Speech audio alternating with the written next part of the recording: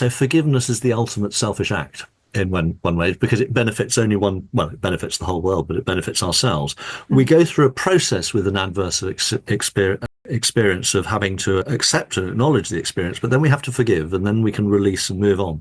The forgiveness has to be three ways: the other person, the event, but also ourselves, as we work through all those ramifications of what you've just been alluding to. Thinking about the personal things, there's that story about the two Tibetan monks who were on a journey from one monastery to another, a day's journey, and it was a particular brand of faith that they should not look at a woman, let alone speak to her, let alone touch one.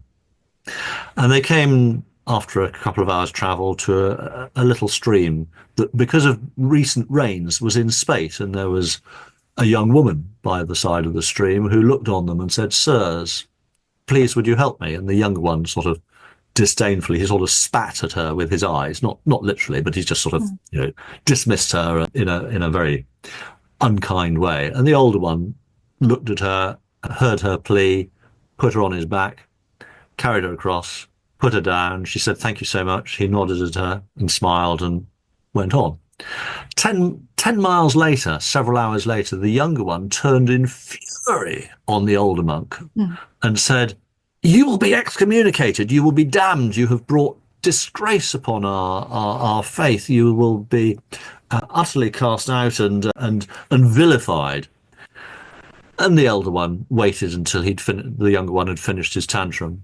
And then he left a silence, and then he looked at him. He said, "My brother, I left her 10 miles back, several hours back, by the side of the river." The unspoken thing being, you are still carrying her.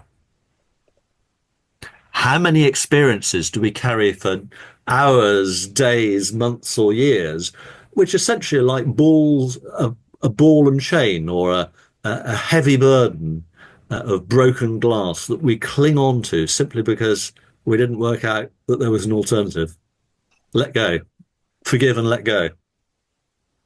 That's so powerful.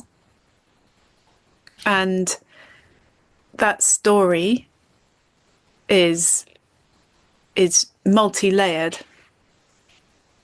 and simple.